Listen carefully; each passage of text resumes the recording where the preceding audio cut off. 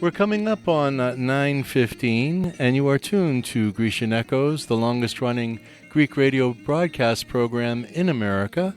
It's Mondays with Meleti on this July 4th, Independence Day. We had a segment that was scheduled last week to talk with a very special guest, Mr. George Kalivrousis from Montreal, and to speak with him about the Greek-Canadian community and the heritage that's been preserved up there. We weren't able, something had come up last week, so we rescheduled to today. Just happens to be Greek Independence Day, American Independence Day, but a few days ago it was Canada Day, so we have to say, I guess, Happy Canada Day. Is that what you say? Kalimera, George, how are you? Kalimera. We were 150 years old July the 1st Is this that year. right? Yeah. So, what is the expression up there? Is it happy? Would you say Happy Canada Day? Happy Canada Day. Originally it was called Dominion Day because we were part of the British Empire. We still are technically, but it's been changed to Canada Day to show our independence from Britain, basically. And so for those celebrations, do you have fireworks? We have fireworks, parades, yes, You do, okay. like you And people do.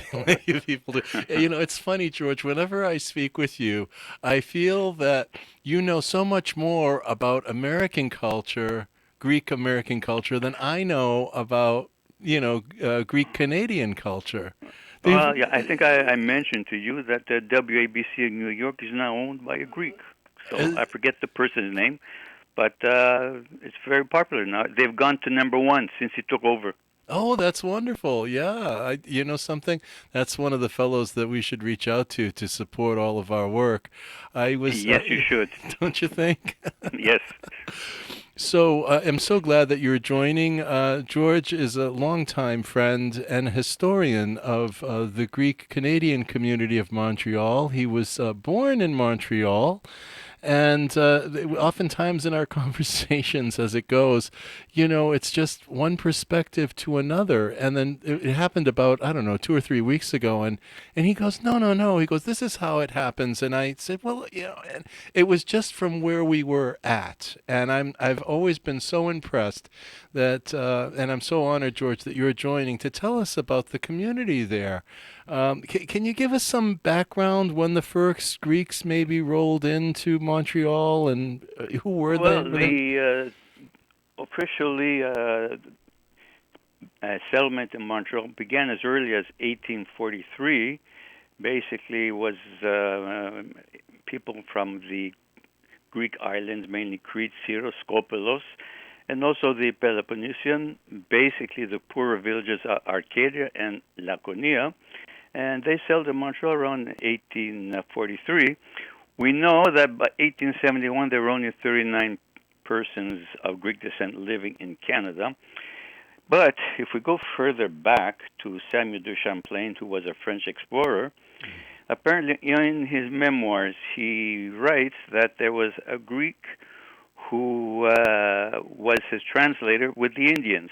So that's something I really didn't know till I looked it up. Wow, that's And fascinating, his isn't it? name is not known today, who this Greek translator was. But it amazes me, a Greek translating for the French the Indian language. Oh, that's So that's it's really quite an something. achievement.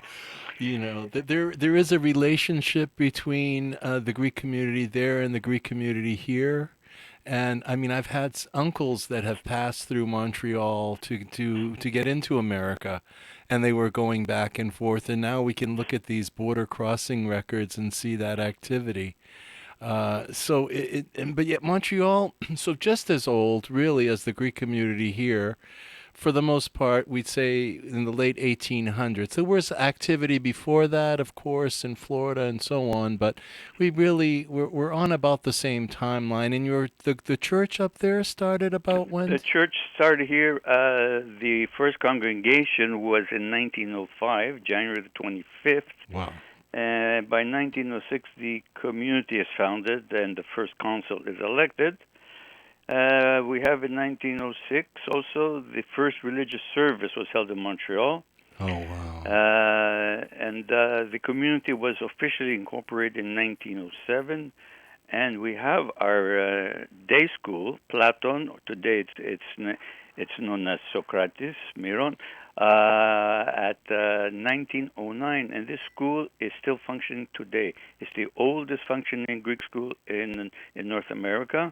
Yes. And it's very popular here, also with the French Canadians, because they send their kids there because they want the kids to learn Greek.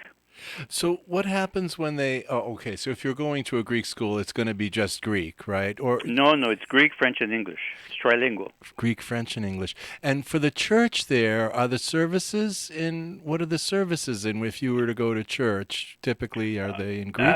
Till the mid '70s, they were in Greek only. But after 1975, approximately, they're in both languages, basically. Okay. You mean Greek in English? Greek and English, yes. Okay. I'm curious about the French because you speak all three languages, right? Greek, English, and French. Actually, when I went to elementary school, I couldn't speak any English. My mother spoke to me in Greek, so she figured I learned English in school. So that's what happened. Your parents were both from Greece, your mother and your father. Where were they from? My father came here in 1935. He's one of the elders, shall we say, of the Greek community. He was, that is. And he was on the ship. How he came here is a little funny. He went on his milk deliveries in Greece for his parents, and then jumped on a ship and went to South America. His parents lost him. Oh, no kidding. And he came here to Montreal, 1935, and he liked it, and he jumped the ship, shall we say. Really? And, so he didn't have any family or anything here. He was the first one, really. No. Basically, he moved around Montreal and Toronto. Yeah. In Toronto, they made him manager of the kitchen. Yeah. And he would open up Kreski's at 6 in the morning. No kidding. And Yeah. and how did your mom come over and My mother came over proskyteria from her uncle to study. Wow. She had finished high school in Greece. But for some reason, there were some differences, shall we say, and she had a proxenio made by Mr. Leonidas Polemis, Captain Polemis, as he was known here, and he introduced her to my father, and that's what happened. They got married in 1950. Wow, that's so sweet. There's so many stories of that from the older Greeks. I have an aunt and uncle that were introduced in that manner, and you almost wish that was still happening, because a lot of kids can't find their partners, and it's a little awkward and that sort of thing. So it's interesting, though. You mentioned the Greek community of Montreal, and can you describe that? What it's because when you refer to it, it seems like you have one unifying organization up there. Basically, it's the Greek community has control of all the churches here. There's a few that are independent, but in the Greek community there are 12 churches, and they're spread all over Montreal and the suburbs. Where I live here in Laval, which is a suburb of Montreal, there are 2 Greek churches within walking distance from my house. Oh, you're kidding. How nice. Yeah. And here it's all, basically it's a Greek community here in Charmedy-Laval. It's all Greek. I see. And so so the Greek community takes care of the churches, and that would be the appointment of the priests as well, or the payment to the priests? The appointment of the priest is done by the archbishop. Okay. Yeah, like it is here. Yeah, but the churches don't have to compete. They're all under the same umbrella. Oh, interesting. So I can go from whichever church I decide to go. It doesn't matter. It's everybody belongs to the same community. There's a few independent churches, but most are in part of the Greek community. Wow, that's really something. So when you want to get something done as a community, it would go up to this organization, because beyond this, what do they run the parade, or Yes, they do the parade, and they invite all the clubs, the Andrian Club, the Laconia, all these associations. They ask them to participate, and they do. Yeah. The problem is these associations are getting fewer and fewer because they were established basically at the time when there were a lot of Greek immigrants coming to Montreal, but now the need for them isn't as much, and a few have folded. As they have here. As they have Yeah. here. And we've lost a lot of things. We've lost our newspapers. We're hanging on to all of our local newspapers are gone. We have a couple in New York and other places around the country. But by and large, our printed newspapers are have disappeared. And yet there in Montreal, you told me you have how many newspapers? We have three basic newspapers. Actually, there's the Canadian Tribune, the Vima. Then we have Taneo, Mm.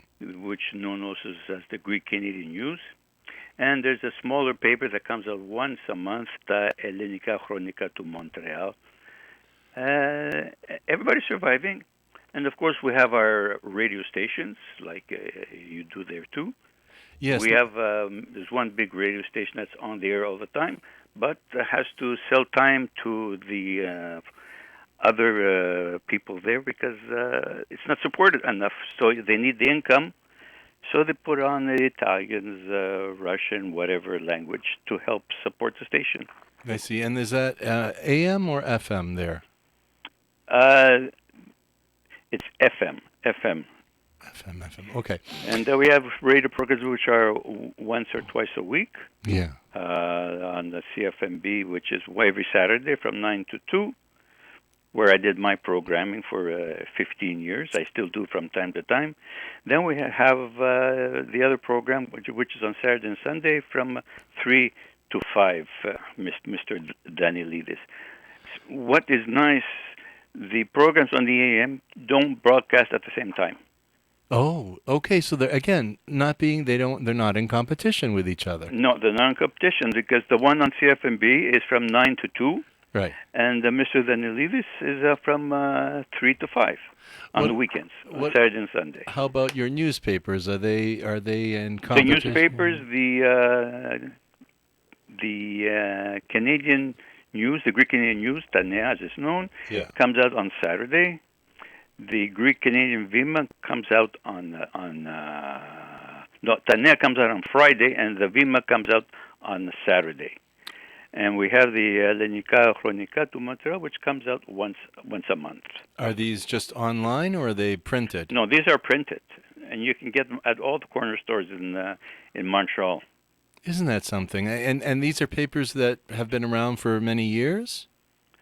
The Vima has been around over 50 years, actually, the Vima. Yeah, that's really something. They were discussing how old it was yesterday. I can't remember because I was listening to the program between 3 and 5 yesterday, so it was mentioned.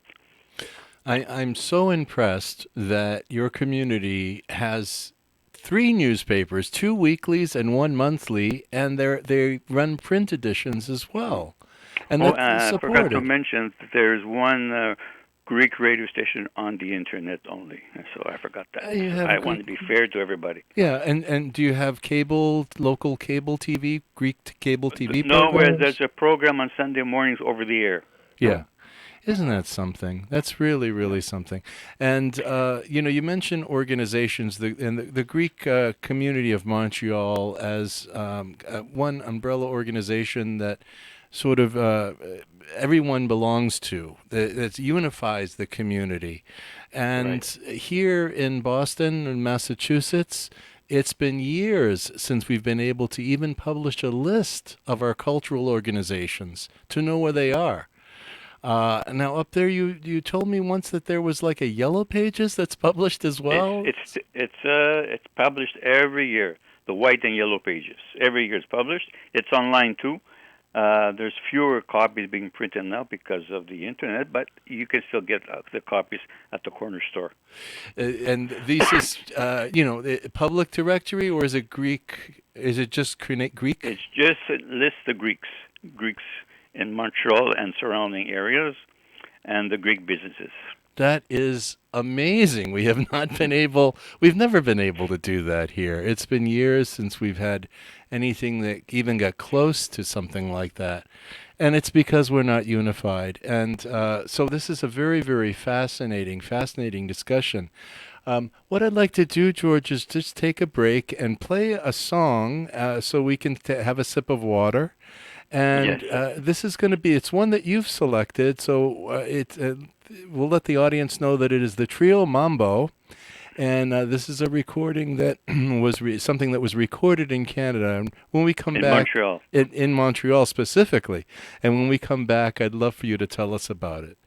Stay, Okay. stay tuned. We'll be back with our guest, Mr. George Kalivrousis, and telling us about the Greek Canadian community of Montreal.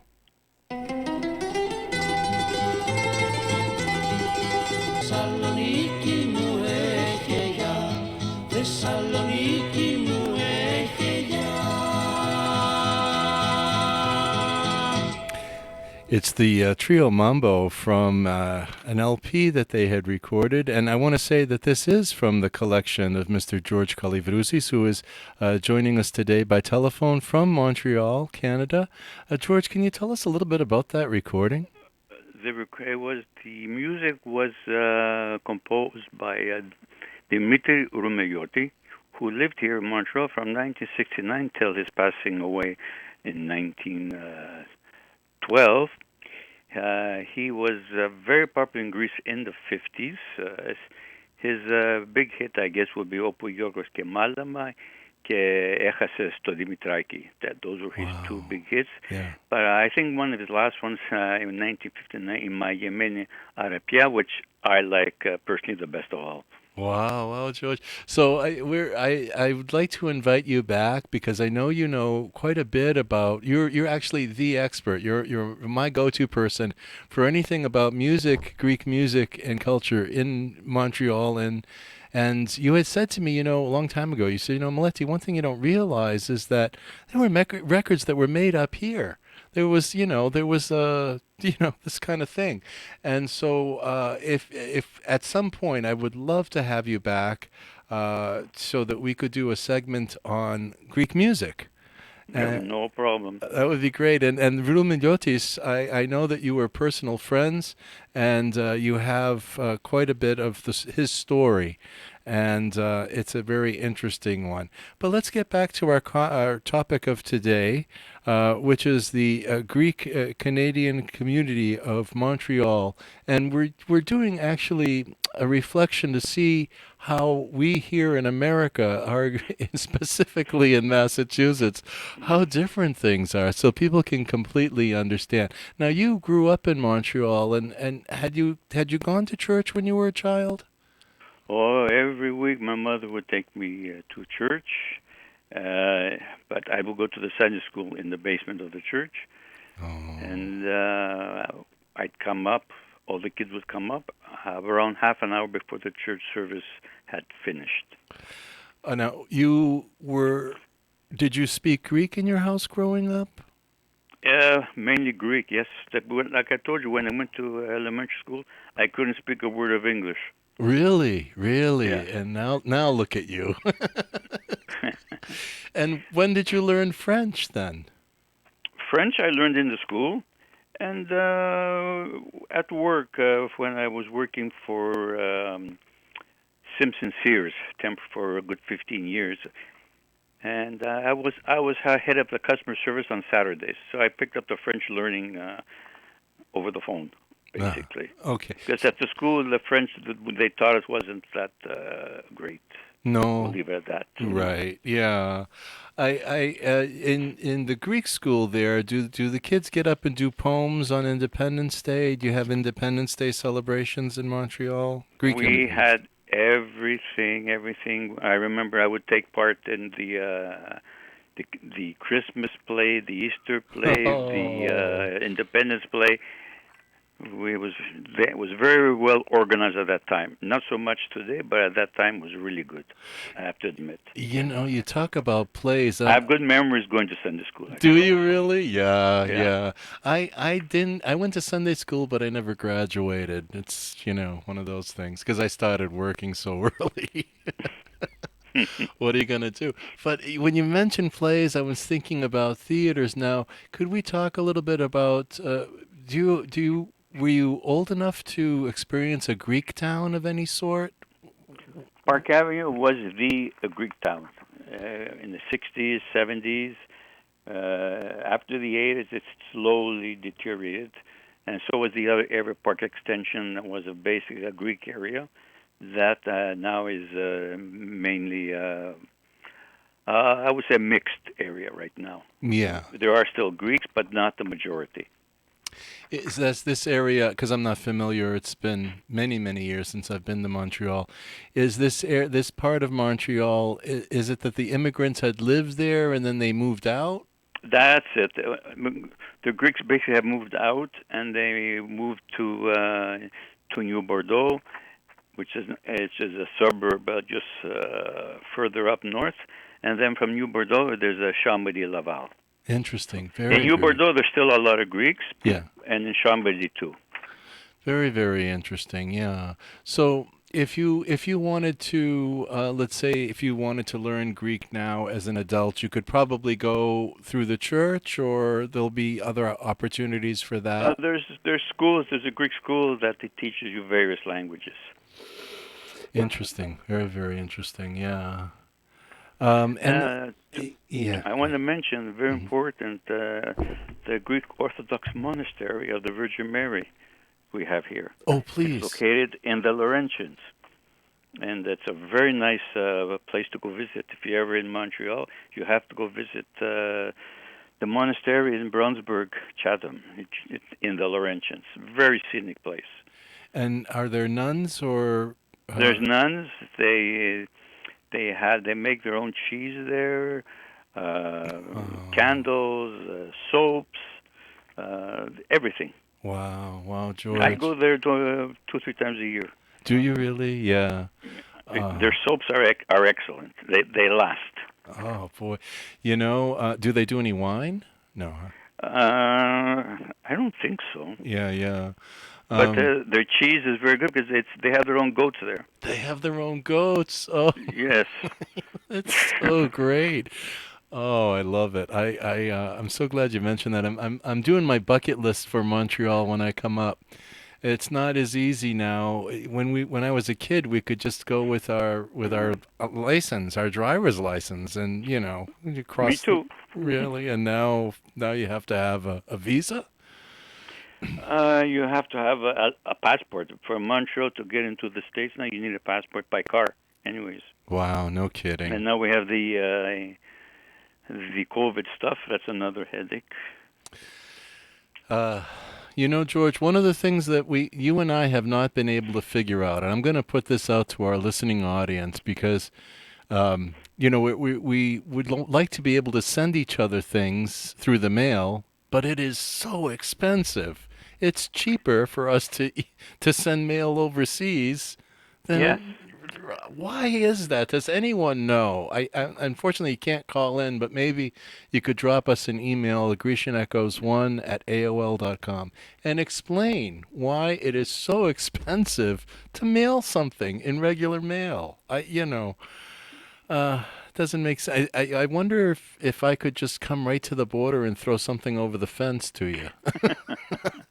And if you can, save me one of those directories, too. I don't care if it's an old one. Okay, I think I have one in the house here somewhere. It makes me sad. They're hard to find now because a lot of it is on the internet, but I'll see if I can get a copy. Really? When it comes out in October, November, around there. Oh, good. Thank you, George. Thank you. I know I've got a pile for you as well. And one of these days, so the audience knows, George and I have been friends for many, many years, but we've never actually met in person. No. So, you never had the honor to meet me. I never had the honor, no. But you've been a really great help, and especially with the music, and now with the culture, for me to understand so much more, I had a business background. At one point, I was very successful in that world as we measure it.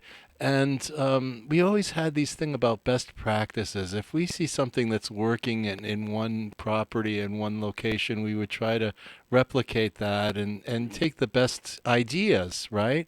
So that's one of the things that I'm hoping we can do here is try to say to people, why, wow, look at Montreal, look at all that they're doing, all that they've done, and they are a united community with newspapers, and media stations, radio stations. It's really something. Not Ah, you mentioned radio station. I forgot to mention the first broadcast was done by Mr. John DeParis in 1955 on his CHCR radio.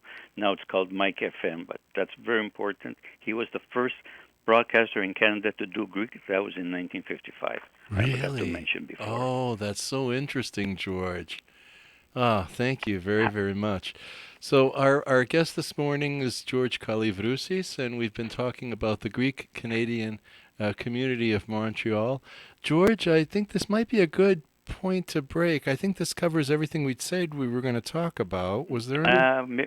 One more item I want to mention is Yeah. the Greek movie houses, all the movie Oh, houses. yes, you started to say plays, and I was going to ask you about the perfect. Yeah, tell us. See, the first, all the movie houses, basically, all the palaces in downtown Montreal were built by Mr. Genetakos. He opened up his first movie house in 1912, the Strand Theater. And I remember going there many times. Oh, He formed the company United Amusement, or United Theaters. And they built through the 1910s, 20s, 30s, 40s all the luxury movie theaters in Montreal, including the Papineau, the Plaza, the Granada. Today it's known as the Théâtre Denis Pelletier. This one is very beautiful. The Outremont, and a lot of these a lot of these movie houses have been renovated. The Greek movies were at the Rialto. That was a very nice theater. It's still there. It seats 800 people. That opened up in 1924. And the other wow. major theater where we saw our Greek movies was the Regent. The Regent today is a bookstore, but the facade is there. You can still see it was a theater at one time. And And the Rialto is still functioning as of today. It's not Greek owned anymore, but they bring in movies, they bring in live shows, and it's doing very well. that's very interesting because here in America, of course, there are Greeks with their own movie theaters as well. But you're talking about theaters that were also Greek theater that showed Greek movies, right? No, no, these were all English theaters. They're all English theaters. Okay. English theaters. Right, right, right. The same thing here. I mean, the Hmm. same. We had Pantages, we had Yannias, we had Skouras, we had all these, and they owned like chains of movie theaters. Just amazing, amazing. It's quite a spirit. I'm glad you mentioned that, George.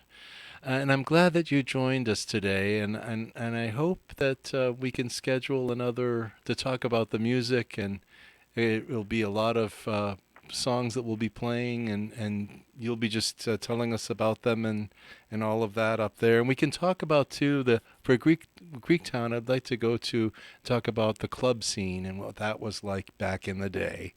It Uh, was good at one time. it was At one good. time. Yeah.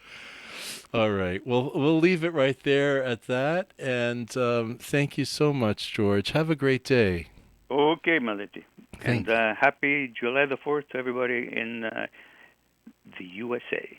Thank you. Thank you. Okay? Okay. Γεια σας και χαρά σας. Bye. Yes. Yeah. Bye bye. Ladies and gentlemen, that was Mr. George Kalivrousis, and I hope you enjoyed that segment as much as I did. George was calling in live from Montreal.